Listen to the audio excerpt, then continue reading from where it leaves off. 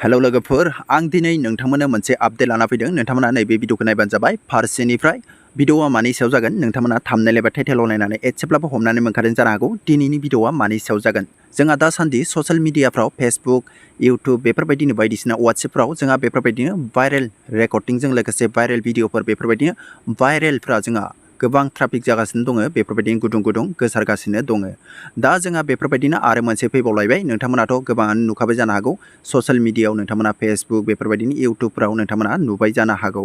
दा खोथाया बेसेबां सैथो नोंथांमोना बे भिडिअखौ फारसेनिफ्राय नायना लाबानो जाबाय।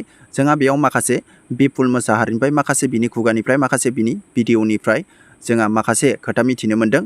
प्रकाश बड'लेण्ड मिशन सोदोब चेनेलनि प्रकाश नार्जारिखौ जोंहा बेयाव बिपुल मोसाहारिया माखासे खोथा बुंनायफोरखौ नोंथांमोना नुनो मोनगोन। नोंथांमोना फारसेनिफ्राय नायबानो जाबाय। बिनि उनाव लास्टआव प्रकाश नार्जारिया मा रिप्लाय होयो नोंथांमोना नेनानै थाबानो जाबाय। नोंथांमोना नैबे भिडिअखौ फारसेनिफ्राय नायबानो जाबाय। जोंहा गोबां खोथा बुंदों दै बिपुल मोसाहारिया गावनि चेनेलनि गेजेरजों बेयाव भिडिअ बानायनानै बिथाङा बुंदों नोंथांमोना फारसेनिफ्राय नैबे भिडिअखौ नायबानो जाबाय। बेयाव बड'लेण्ड मिशन सोदोबनि प्रकाश नार्जारिनि सायाव मा खोथा बुंदों नोंथांमोना मिथिना लाबानो जाबाय। बिनिफ्राय जोंहा बेफोरबायदिनो ससियेल मिडियायाव दासान्दि गोबां भाइरेल फैगासिनो दङ। नोंथांमोना नैबे भिडिअखौ नायग्रोजोबना लाबानो जाबाय। जोंहा बिपुल मोसाहारिया बेयाव शेयार खालामनो होदों बेखायनो जोङो शेयार खालामनानै होबाय। नोंथांमोना नायदो बिनिफ्राय लास्ट सिबां नाय लास्टआव फंनैसो खोथा बुंबावगोन नोंथांमोना जोबजासिम नायबानो जाबाय। अके लोगोफोर अब्ला नोंथांमोना भिडिअखौ नायलांबाय थाबानो जाबाय। बिनिफ्राय जायफ्रा गोदान आपडेट चेनेलाव बेफोरबायदिनो आपडेट भिडिअ मोनबाय थानो थाखाय नोंथांमोना चेनेलखौ साबस्क्राइब खालामना लाबानो जाबाय। बेफोरबायदिनो आरो फेसबुक पेजाव नायदोंब्ला नोंथांमोना फेसबुक पेजखौबो नोंथांमोना फल' खालामना लाबानो जाबाय। बेफोरबायदिनो माखासे आपडेट भिडिअफोर मोनबाय थानो हागोन गोदान आपडेट चेनेल आरो गोदान आपडेट फेसबुक पेजनिफ्राय। अके लोगोफोर अब्ला नायलांबाय थादो बेनि माखासे भिडिअ क्लिपफोरखौ। प्रकाश भाई नोंनावबो बिराद गुन्दा दङ माथो। प्रकाश इउटुबार बिटिआरथ' जाथ'वाखै बिटिसिखौ गारनानै नों इमिडियेट खाट। खिन्थु आं जोंबाय नोंखौ फंबाय हिसाबै नोंखौ आं दहाय जेबो माबायाखिसै। प्रकाश नों बिराद पावारफुल होनना लादोंना नोङो। नैबे गिटारजों नोंखौ बुथारगोन आं मिथिबाय। प्रकाश शेयार खालामना हो बयबो बे प्रकाश इउटुबारखौ। गाबोन 8थायाव फैसा मोनाबा गोदागोन नोंखौ मिथिबाय। बबे जायगायाव केस होयो कर्टआव होयोना एसपि डिसिपिनो होयोना सोरनो मिनिस्टार सोरबा EMGMनो होयो हो नोंसाला। गाबोन 8थायाव फैसा मोनाबा प्रकाश इउटुबार नों जिजोब्बाय। खिन्थु नोंखौ आयेना बिसार खालामनाय नङा खुख्रियासो बिसार खालामगोन मिथिगा। आं हले बुंखाबाय बे मुसाहारिया बिपुल मुसाहारिया बिराद डेन्जार मानसि। जों कालसारनि मानसिलै जों बिराद सादा सिदा मोजांखौ मोजां मोनो गाज्रिखौ गाज्रि मोनो। नों बादि फां फुं 7था मुलुगनि दै लोंनानै फैनानै बाहाय थगाय थसि फैनानै नोङो बिटिआरखौ नोङो गुबुंले खालामफैदोंना। सोरबा EMGMखौ बदनाम होयै होयै नों फैसा खांदोंना सालाबाय था।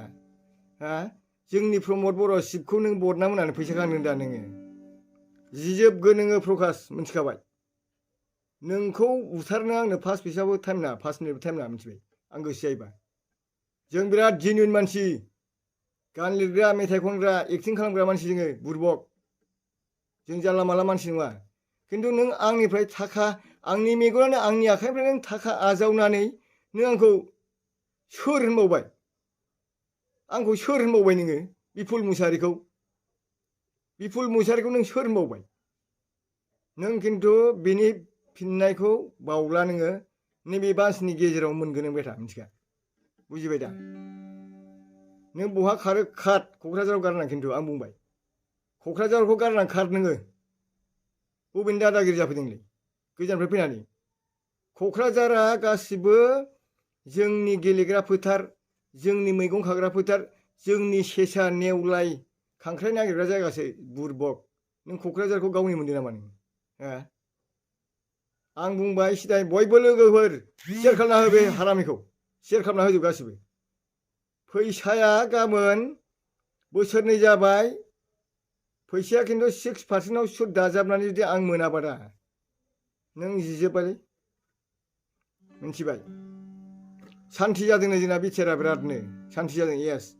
खिन्थु बिपुल मुसाहारिया गरमखौ लाबोफिननो थांगासिनो दं। मोजांबासो मोजां मोजां नङाबा खिन्थु जों गरमनिफ्राय फैखानाय मानसि नालाय। नोङो मोजाङै था प्रकाश।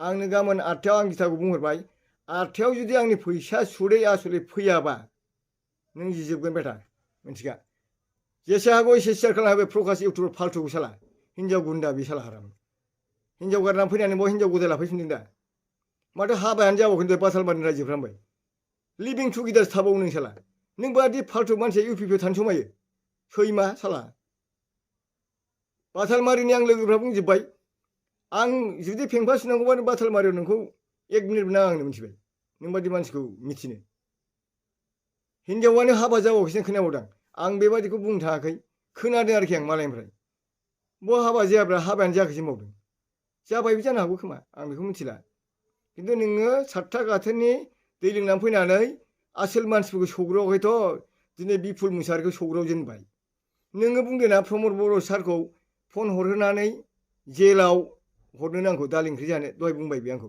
गावनि बिसिनि सिगाङाव आंखौ अपमान होबाय आङो प्रकाश गोजो जोङो मावबोनानै इउपिपिनि बिफां गायनानै दिनै बिफांनि फिथाइया थायनायखाय बिफाङाव बिबार बारनायखाय बिदै सोबनो फैदों फिथाइ जानो फैदों दा नोंसोरो बेथाफोर हा ओमफ्राय जों बिफां गायग्राया नोंनि न'निफ्राय गोदोनायाव हमनानै नोंनिफ्राय माने बाहेरायाव थांनानै माने आउट खालाम हरजानाय मानसि आरोखि जों डास्टबिननि मानसि बबेनि मिनिस्टार नोंलाय बिगुर बबेनि मिनिस्टार जादों नोङो जेबो बखिनांगौ गैया बुंनांगौ गैया आङो पलिटिकेला पारमानेन्ट बुस्थु नङा बर्थमान आं इउपिपिनि बिराद गरा आं चेयारमेन इउपिपिनि नों घन्टा बिफाङा देरनायखाय गिदिर दालाय दास जानानै बिबार फिथाइ थायनायखाय नोङो बुंनो फैदों नामा आं उमुक शिबनि मानसि उमुकनि मानसि घन्टा हा प्रमद बर' सार बादि मोजां मानसि गैया दासान्दि बिटिआरआव खिन्थु नोङो बेखौ नाम लायै लायै फानलाबायनानै नों 5 लाख 3 लाख 10 लाख